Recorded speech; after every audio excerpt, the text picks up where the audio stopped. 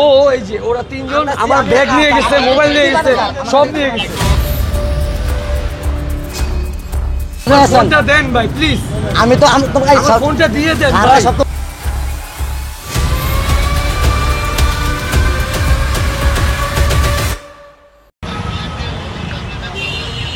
ও এই যে ওরা তিনজন আমার ব্যাগ নিয়ে গেছে, মোবাইল নিয়ে গেছে, সব নিয়ে গেছে। আর এই যে স্যার ওরা আমাকে মারছে। আমি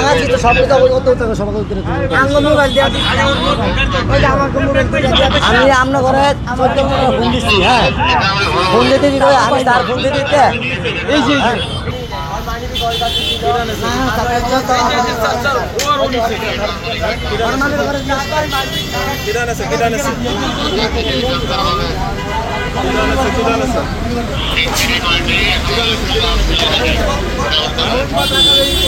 ভাইয়া কি সাংবাদিক?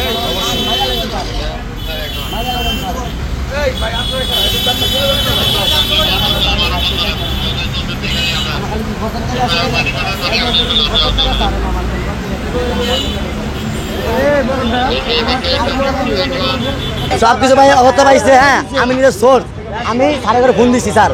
কিনা 75 ফোন দিচ্ছি আমি, সারা বলছে আমরা পারে গেছি এই ভিতরে সারা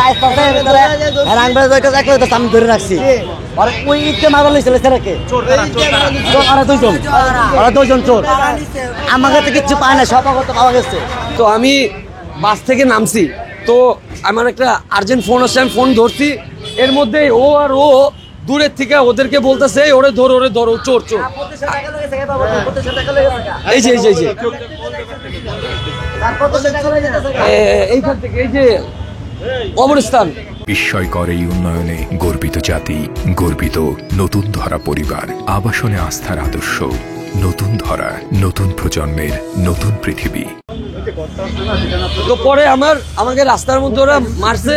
এই দেখেন আমার টাকা নিয়ে গেছে, আমার এই যে ওরা সবাই মারছে আমাকে।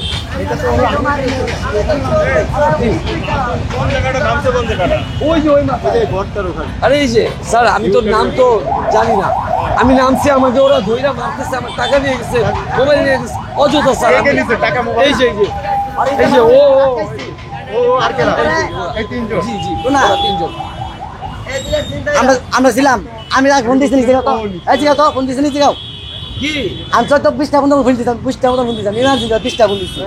চালু করে স্যার, ভাই আমার ফোনটা দেন ভাই প্লিজ। আমি তোমাকে ফোনটা দিয়ে দেন ভাই। ভাই। সব উদ্ধার করতে তোমার টাকা পয়সা সব উদ্ধার করছে ভাই আমার ফোনটা আমাকে দিয়ে দেন ভাই প্লিজ, বললাম প্লিজ, রিকোয়েস্ট করতে ভাই।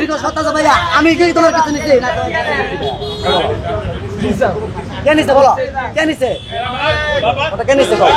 এই এলাকা হিজলারা অত্যাচারে থাকার জন্য এবং গাড়িতে ওরা চাঁদাবাজি করে, চাঁদাবাজি করে এবং আক্রমণ করে এবং এইখানে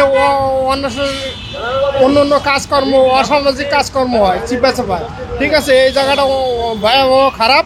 অবশ্যই হিজলা অনেক খারাপ। এই কিছুক্ষণ আগে চাঁদা হলো, পুলিশ অলরেডি ধরে নিয়ে গেল।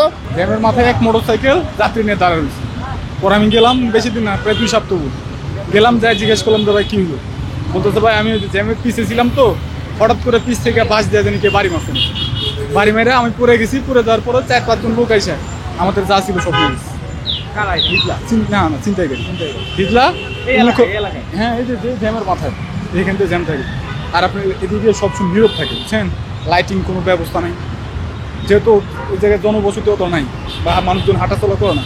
এই সাইডটা পিছন থেকে আমরা লাইটিংয়ের কোনো ব্যবস্থা নেই, আলোকিত করতে পারতো তাহলে সমস্যাটা একটু হলেও প্রতিকার হইত। যথেষ্ট পরিমাণে ছিনতাইকারী আছে এবং হিজলারা এখানে ছিনতাই করে আজকে একজন ভদ্রলোক হুজুর উনি আসার পরে বাস থেকে নামার পর ওনার টাকা এবং মোবাইল সহকারে নিয়ে গেছে হিজলারা। এবং এখানে স্থানীয় ছিনতাইকারী যারা সবসময় থাকে, কিন্তু ওই ছিনতাইকারী নেওয়ার পরে যে ভদ্রলোক এনেছে উনি মোটরসাইকেল যোগে যারা পাড়াও চালায় এবং অন্যান্য মোটরসাইকেলের সহযোগিতা নিয়ে নৌবাহিনীর গাড়ি আটকিয়ে ওনাদেরকে ধরে যথেষ্ট পরিমাণ টর্চারিং করার পরে পুলিশে হেফাজতে দেয়।